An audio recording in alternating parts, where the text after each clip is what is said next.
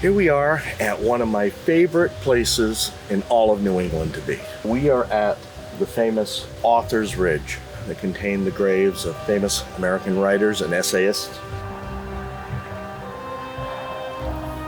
Any American lit student has probably heard of Henry David Thoreau. One of his famous essays, he was an American writer and essayist, and one of his famous ones was on Walden, where he kind of decided he wanted to get away from everything, get in touch with himself, commune with nature, and he built a little cabin near Walden Pond. And he spent about a year or so living by himself, and working out his thoughts and kind of thinking how he felt about life. He also wrote a famous essay on civil disobedience, which was an inspiration for Mahatma Gandhi, Martin Luther King Jr.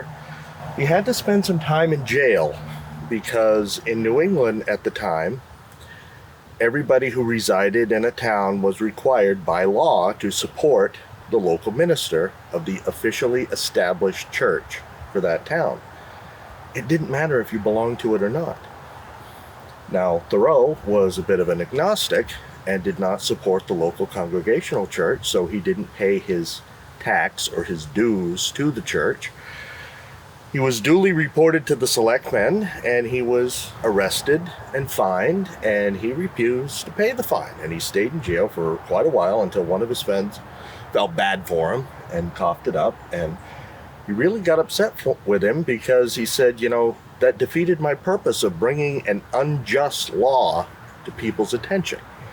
And in thinking about it, and while he was in jail, again, thinking about it, he wrote Civil Disobedience. And that's a really great book to read regarding, how to peacefully and effectively protest a social injustice. And so it's quite an honor to be here at his grave on Author's Ridge in Sleepy Hollow Cemetery in Concord, Massachusetts. And another tradition that is quite often followed by authors or those aspiring to be such is to lay a pen at his grave.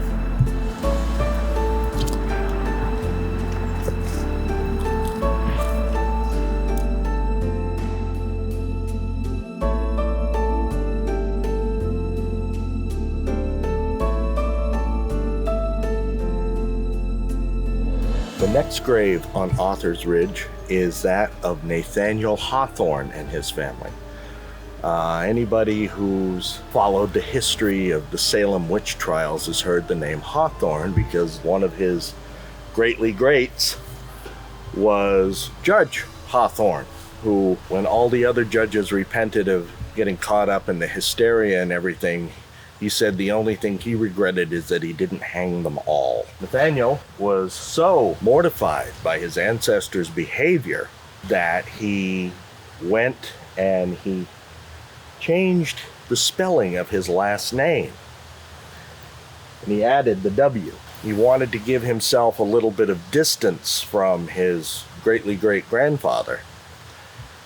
And in so doing, he ironically changed his name to resemble the tree hawthorn, which traditionally is what witches use to make their broomsticks and their wands.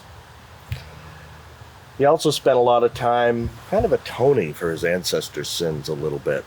His book, House of the Seven Gables, kind of deals with the lingering curse and stigma that the judges and the victims of the witch trials cast over American history. He also wrote some fantastic stories about New England, life up in the White Mountains. To have a chance to read any of his work is really a chance to take a look at early American history and life in pre-Civil War America and late colonial America. And it's also a tradition to leave a little offering at his grave as well.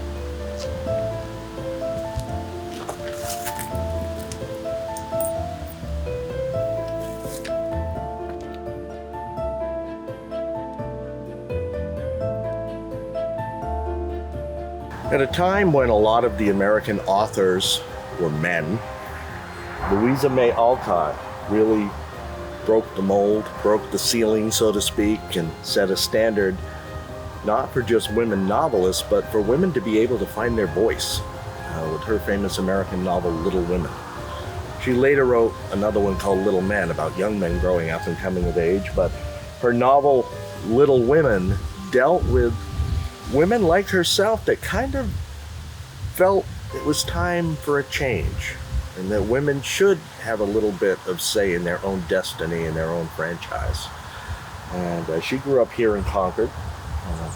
She was friends and contemporaries with Nathaniel and Henry David Thoreau. I don't know how close friends they were, but they all at least knew each other and lived around here, and sort of a New England Yankee be-damnedness influenced them, and it also influenced her. And it has been an influence ever since she wrote her book, and enough that each generation has kind of done a retelling, especially since they made movies and television and so forth. And quite recently, they've done another remake and a retelling of her story, Little Women, and it features Glenn Close, another strong personality, but not brash, very dignified, very, very powerful, but someone that you have respect for and listen to and grow from being her company. And Louisa May Alcott was very, very similar.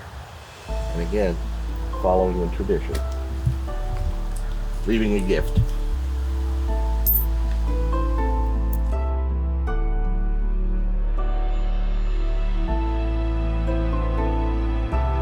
And here we are at the final grave on Author's Ridge, and that is for the American essayist and writer Ralph Waldo Emerson. In a time when writing wasn't always fiction or history, sometimes it was philosophy and thought. It's what they called essays, where he would take a subject and he'd enumerate on it. And he became a great American thinker and reflector of the American point of view, and helped influence a lot of thinkers and doers and everything of his time. Yes, some of them were noted abolitionists. He had a strong sense of what was right, what was wrong, and he'd expound on that. And, he had a tremendous influence on a whole generation of American thinkers and leaders, and his writings still have a lot of poignancy and relevance for today. And as you can see, he didn't want to blend in when he was alive, and didn't want to blend in when he was gone.